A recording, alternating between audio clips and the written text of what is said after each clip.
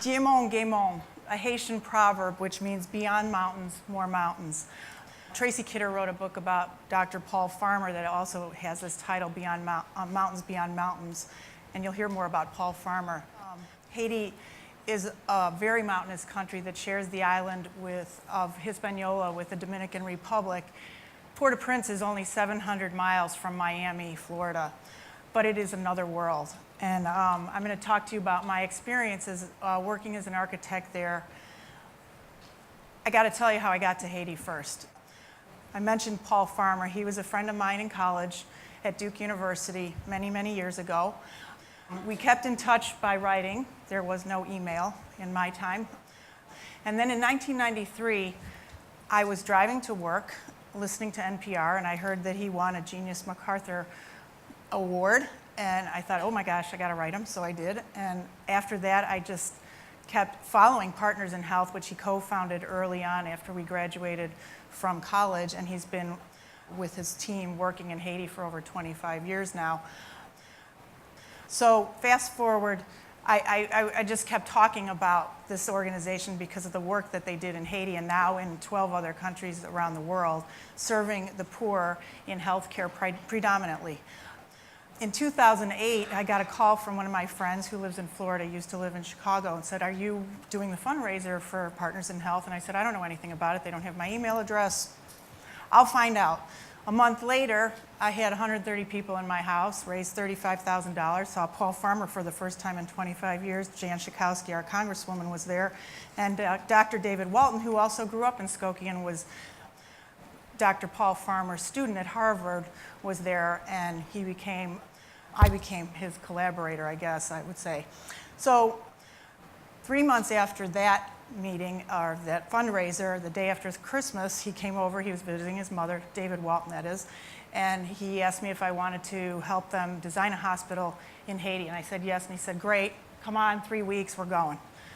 Great. I showed up in Haiti on January 12th, 2009, which, if anybody remembers the date of the earthquake, it was a year forward from that actual date.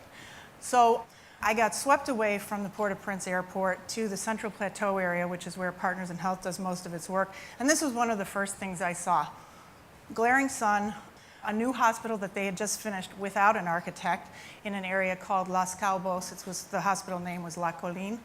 And I'm kind of looking at this scene. Everything's sort of new and overwhelming to me. And I see these people with slips of paper, not colored like yours.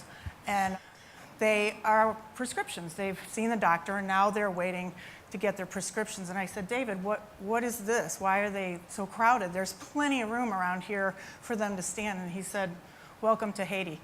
So the whole experience there was about welcome to Haiti. This was not a place that I could even imagine in my wildest imagination. It was a totally new experience, and that was the beginning of this adventure. Well, okay, so yeah, this is a rock, but it's really not a rock because it symbolizes this whole process for me. You can see the scale of this rock on a flatbed truck, the man standing behind it. To me, this symbolized the whole process of trying to figure out how to make this happen in a place that was so difficult. You have to understand that Haiti is the only country in the world that was founded on a slave uprising, a 13-year battle with the French, Napoleon, in fact, that they beat. Then, they had to develop a country. And then, for 122 years, they paid a debt for their freedom to the French government, to the tune of what is today $2.2 billion. So this became my symbol of, well, is it an obstacle or an opportunity? I should go back, actually, because that rock, Paul Farmer's a nut about landscaping. So there was a courtyard that was in the La Colline Hospital, and it had a rock, but the rock came after they built the hospital, and it scraped across. It wasn't quite this big. It scraped across the tile floor. They had to cut an opening in the wall to push it into the pond, and then they had to rebuild all that stuff. So this time, early on in construction, you can see there's not a lot of building there. They got the rock. This came from some mountain, I'm sure. I don't know how they got it on this flatbed or anything. But it showed up and they placed it, and it was all a panic about where it was going to go, because once it got there, it wasn't moving. just a little bit about Haiti. You've probably heard it's the poorest country in the Western Hemisphere. $13.3 billion GDP, as opposed to the US GDP of $15 trillion, $1,300 GDP per capita, which is about the lowest you can find in the world. 80% of the population living below poverty level, 41% unemployment rate, which is sort of a dicey number. It's probably higher than that.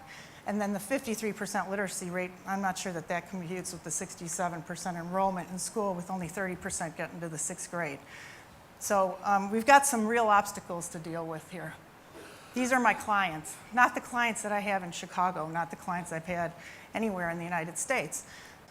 So they are subsistence livers. They might come here once a week on a market day and sell an 8-pack of water or a chicken. This is the site. That measuring tool arrived on a plane with a Japanese doctor who was with Partners in Health in a bright pink suitcase.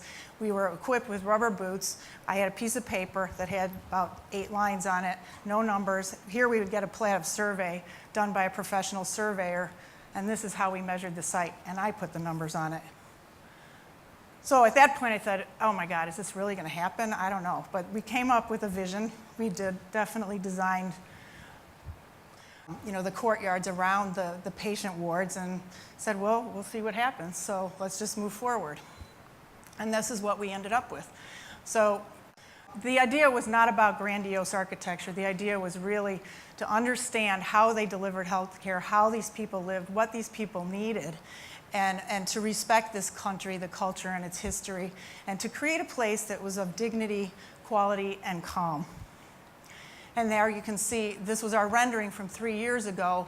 At this time, we came up with the design, and this aerial photograph was taken in December of 2012. So we got a project done. This image really is extremely kind of poignant to me, because it's a delicate, fragile place. I mean, there's no infrastructure there. We don't have an electrical power grid. The whole hospital is going to be run off of generators and solar panels, which you'll see in a minute. But I love this image because those people could easily be scooped up in that and pushed away. And part of the deal with this whole process was really understanding how to deliver something where you're not imposing your ideas on a place without understanding the place. And really, I chose, of course I was friends with Paul Farmer, but I respected their work so much because they offered service and health care in a very humble way, in a way that was not imposing, in a way that was about respecting the people and understanding, and their whole motto is healthcare is a human right. So to remember my own humanity in serving these people and being able to offer this kind of service, which, architects tend to be a little grandiose in general and get a little bit lost in their heads and forget that people use buildings, and this was more about buildings, more than just about building. It was about people in a community, and this was a dream of Paul Farmer's for 20 plus years. He started Conge, which is you go through Mirebalais to get to Conge, and the people of Mirebalais said, what about us? And finally it came to reality. So I had to learn about what people did there and how they built. It's very primitive. Here I took my students, I'm teaching at IIT Studio, and we're studying Haiti now, but I took them to a concrete plant for a tour, and we learned that there's over 1,000 concrete formulas. I can tell you there's probably over 2,000 concrete formulas, but they're not recorded, and every time they make concrete, it's probably different. So, some guy gets out there, mixes it up with whatever water he finds, and then they get on this rickety ladder that they made before they get on it, and it's the bucket brigade, and they fill the concrete. They have big concrete blocks that they set, and then in between that, they fill with the concrete. That's how they built the roof. That's how they were building in Haiti until we started working on the hospital. Manual labor, you can find it everywhere. It's not necessarily skilled labor, but athletic people, and they walk everywhere, and they're very willing to do the work. So the work got done with a lot of hands. There's 6 men up there moving a generator because they didn't have a piece of equipment to move it, and these guys down on the right here pushing a big conduit pipe into place. The sense of pride in Haiti, I mean, you can imagine a country that came out of a slave revolt. There's a huge, immense amount of pride that people carry. And there were amazing donations made. So hard hats and construction boots, and you can see the smile on this guy's face just kind of says it all, really. David Walton there in the white t-shirt, who became co-construction manager. Though he's a doctor, he didn't practice much medicine for 2.5 to 3 years, I can tell you that now. He spoke fluent Creole, so he was out on the job site watching as they were pouring bond beam there to make sure he kind of managed quality control because he could talk to the guys. And skills that were taught to people that they'd never, there's lots of masonry going on, but not good masonry, so better masonry techniques were taught. Electricity, no, I mean, they don't have any, so that was a whole new skill trade that was performed, and now there's trained electricians in Haiti, and just using things as basic as we would think as levels. I could tell you nothing, you walk upstairs kind of like, whoa, okay, I don't know who made this, but they didn't use any levels. And I'll tell you about the styrofoam panels in a minute. An artist from New Orleans came, and she taught people mosaic art. That wasn't one of their things, but they loved it. And now there's a handful of people in Mirebalais who know how to make mosaic art, and I'm sure it'll show up in many buildings going forward.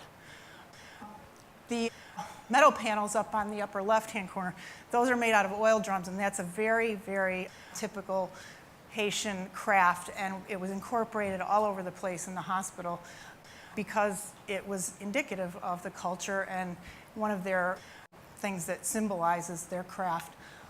Upper right-hand corner is an amazing man named Jim Ansera, who owned a huge construction company in Boston and devoted the last 3 years of his time, about 3 weeks out of every month, coming down and organized this entire project. So the message here, and David Walton again doing some manual labor, some welding, and they were doing the work. I mean, they were the boss people, but they were also communicating that they were willing to do the work. They weren't pointing their fingers at everybody else to do the work.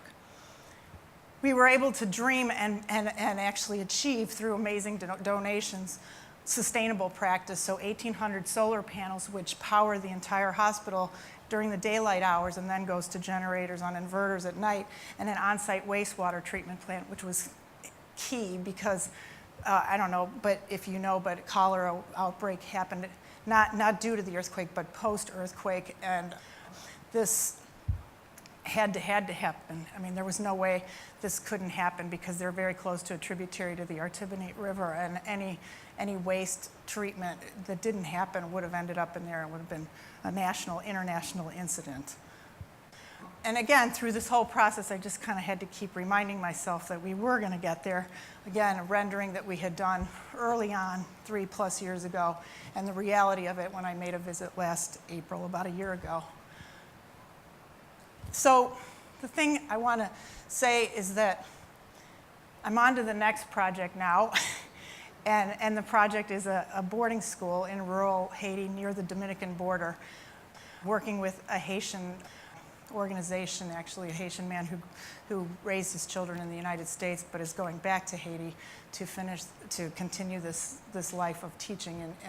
And this was our trip up the mountain, another mountain, to get to the site for the boarding school. The boys on the right, you'd think it's just the middle of the day and they're not in school. They didn't go to school, and 8 to 12 years old, and my client, Edwige, said, "You guys going to school?" "No, we don't go to school." And this elderly gentleman here, I don't know if you can read it, but his teacher says 8th grade. But I'm pretty sure he didn't make it to the 8th grade. And again, these children are in school, but there's no real assumption that I can make that they're getting a good education. You can see the conditions of the classroom. They're crammed in there. They all have beautiful, clean uniforms on. They're very proud of how they show up to school every day. But they still need more than this. And so, kind of coming back, I don't know, but there's the rock. in the courtyard that doesn't look so ominous as it did on the flatbed truck. It's now part of a harmonious healing garden courtyard in the hospital. And I found this quote that was just completely appropriate. It still holds true that man is most uniquely human when he turns obstacles into opportunities. So, I just got this photo recently from the PIH crew because they've been taking recent photos. The hospital was completed at the end of 2012, and they opened for operations in March of just this March. And the grand opening is at the end of this month, or the inaugural opening. And so now, as you see, the mountains in the background, I've finished my portion of this work on this project. And a little footnote that I just remembered as I was sitting here today. Soon after I started this project, one morning I was doing my little yoga routine in my room, and I saw this shoebox that I had some old letters in, and I pulled it out, and I found a letter from Paul Farmer. And it was from before I heard him on the radio. It was like 1988. Sorry, I just gave myself away. But he wrote and said, "Hi, I haven't heard from you in a while. Last time we spoke, you were deciding between business and art." So somehow he equated architecture with business. That was a wrong assumption too, but but he said, "If you chose art, would you mind sending us a painting for our patients in the hospital in Conge? If you chose architect or business, would you like to design a building for us in Haiti?" Which was, I forgot about it until I found it after our reconnection. It was this really kind of wake-up moment for me. So you guys who are students in here, think about who you are and who you're connecting with in school here, because you don't know how that's going to go in the future and how far in the future you can continue those relationships. And lastly, now it's my time. I just showed you the mountains up in for the new project for Haiti Sustainable Education. I've crossed one mountain. Now the Haitian proverb, it's time to cross the next mountain. Thanks a lot.